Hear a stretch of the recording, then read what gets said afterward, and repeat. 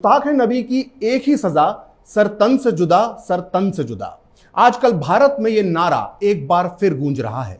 इस नारे का मतलब है कि जो भी नबी यानी पैगंबर यानी प्रोफेट की शान में गलत बोलेगा, उसका सर उसके धड़ से अलग कर दिया जाएगा।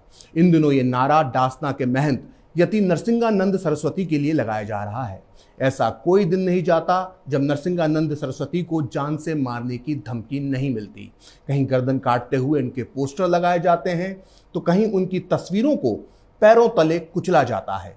आम आदमी पार्टी के विधायक अमानतुल्लाह खान पहले ही गर्दन काटने की धमकी दे चुके हैं और अब सामने आया है तहरीक फरोग इस्लाम नाम का एक संगठन, जिसके मौलानाओं ने नरसिंहानंद को साधु नुमा वहशी बताया है। इनका कहना है कि अब या तो गुस्ताख रहेंगे या हम, क्योंकि ये गर्दन नबी को अज़मत देने के लिए है। इतना ही नहीं, इस संगठन ने तो बाकायदा नरसिंहानंद सरस्वती के अलावा और भी कई ऐसे लोगों की लिस्ट जारी की है जिनकी बातें इन्हें बर्दाश्त नहीं होती। इस लिस्ट में पत्रकारों और पूर्व अधिकारी RSN सिंह का भी नाम है। अगर आपको लगता है कि ये सिर्फ कोरी धमकियां हैं और इन्हें गंभीरता से नहीं लिया जाना चाहिए, तो फिर आप गलत हैं, क्योंकि आपने फ्रांस में गर्दन काटने के किस्से या फिर कमलेश तिवारी की हत्या से कोई सबक नहीं लिया है।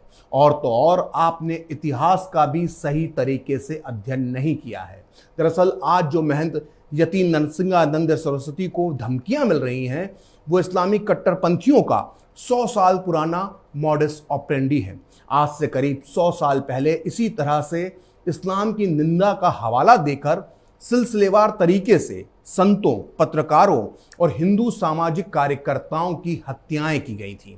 आज खरी बात में हम तथ्यों, तर्कों और सबूतों के साथ ये बताएंगे कि किस तरह से 100 साल पहले फतवा देकर ये खूनी खेल खेला गया था। तो बिना देर किए आइए शुरुआत करते हैं उस संत से जिसे अपने दौर में भारत का सबसे बड़ा संत कहा जाता था। उनका नाम था स्वामी श्रद्धानंद सरस्वती, जिनकी भारत के पहले मुस्लिम आतंकवादी अब्दुल रशीद ने हत्या कर दी थी। इतिहास की सच्चाई को जानने से पहले आपके लिए ये जानना जरूरी है कि स्वामी श्रद्धानंद सरस्वती थे कौन। स्वामी श्रद्धानंद 1920 के दौर में हिंदुओं के सबसे बड़े धार्मिक गुरु थे। वो आर्य समाज के प्रमुख होने के साथ साथ महान स्वतंत्रता सेनानी भी थे। कुछ इतिहासकारों का दावा है कि स्वामी श्रद्धानंद सरस्वती ने ही मोहनदास करमचंद गांधी के लिए सबसे पहले महात्मा शब्द का इस्तेमाल किया था।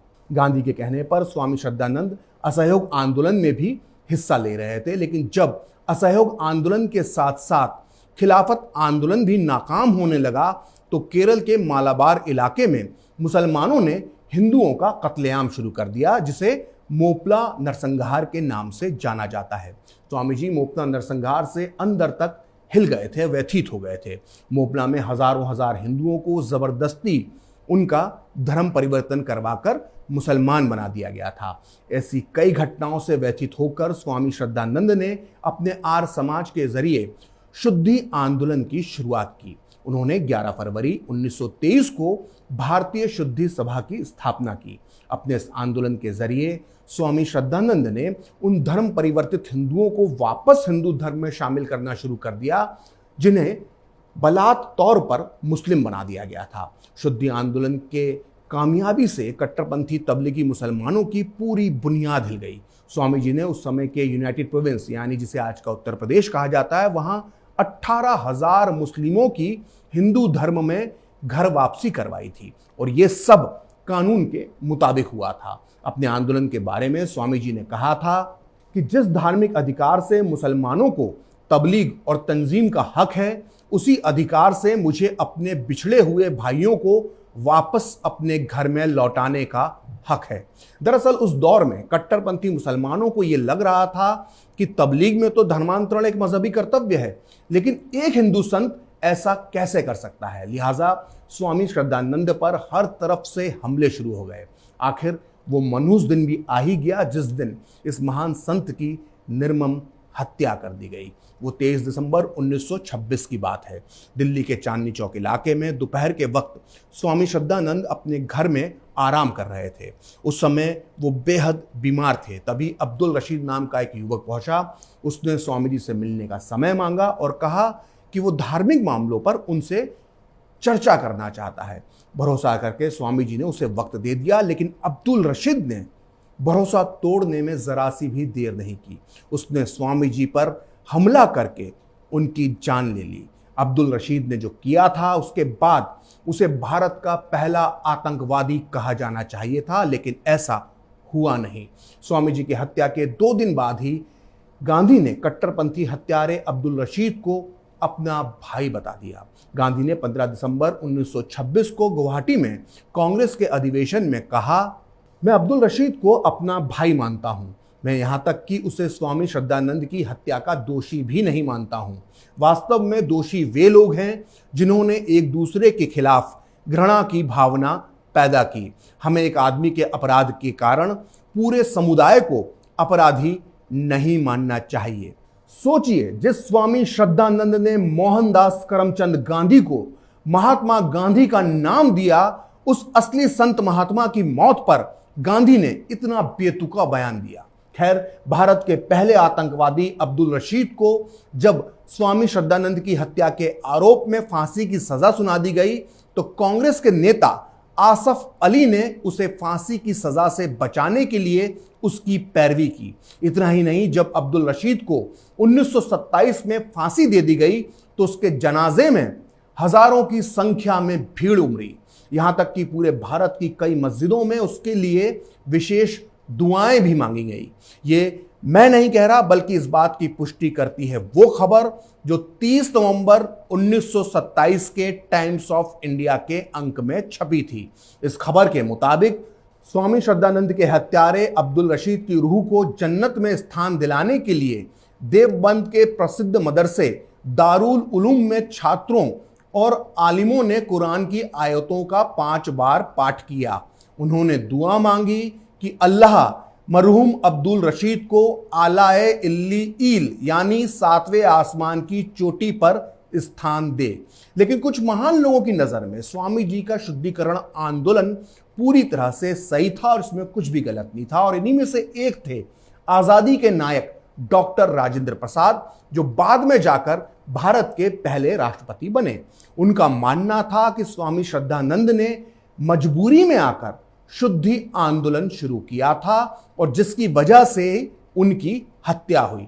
डॉक्टर राजेंद्र प्रसाद अपनी इस किताब खंडित भारत, जो इस वक्त मेरे हाथ में है, के पेज नंबर 155 पर लिखते हैं, स्वामी श्रद्धानंद के शुद्धि आंदोलन की कड़ी आलोचना हुई है, लेकिन यह समझना बड़ा मुश्किल है कि मुसलमान और ईसाई इसकी आलोचना क्यों करते हैं, जबकि वो खुद हिंदुओं को अपने धर्म में शामिल करवाने में जुटे हुए हैं।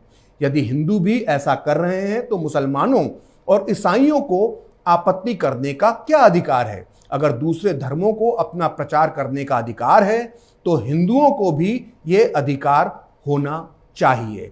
लेकिन स्वामी श्रद्धानंद की हत्या पर गुरुदेव रविंद्रनाथ टैगोर ने सबसे समझदारी वाली प्रतिक्रिया दी। गुरुदेव टैगोर को लिबरल और वामपंथी गैंग बेहद धर्मनिरपेक्ष बताता है, लेकिन शायद उन्हें यह नहीं पता कि उन्होंने यानी गुरुदेव ने स्वामी श्रद्धानंद की हत्या पर क्या प्रतिक्रिया दी थी। गुरुदेव टैगोर ने जो कहा था वो छपा है भारत के मशहूर लेखक दिनकर जोशी की लिखी किताब जिसका नाम है गुरुदेव में। गुरुदेव ने कहा था कि मैं हर तरह की सांप्रदायिकता का कड़ा विरोध करता हूं, लेकिन मैं ये साफ साफ कहना चाहूंगा कि ऐसी मुस्लिम आक्रामकता को अगर हम गंभीरता से नहीं लेंगे और इसे सहन कर लेंगे तो इसका अर्थ आक्रामक तत्वों को बढ़ावा देना ही होगा।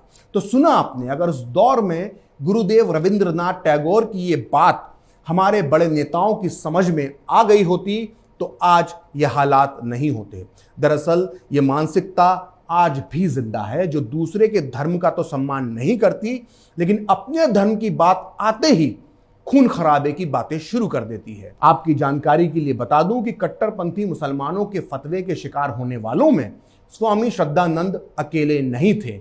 उनके अलावा उस दौर में फतवे के नाम पर कई हिंदू लेखकों और सामाजिक कार्यकर्ताओं को भी कत्ल किया गया, जिसके बारे में मैं आपको खरीबात के अगले एपिसोड में बताऊंगा। दरअसल आपको ये इतिहास बताना इसलिए जरूरी है कि आज भी हालात कुछ बहुत ज्यादा बदले नहीं हैं। फिलहाल खरीबात प्रखर के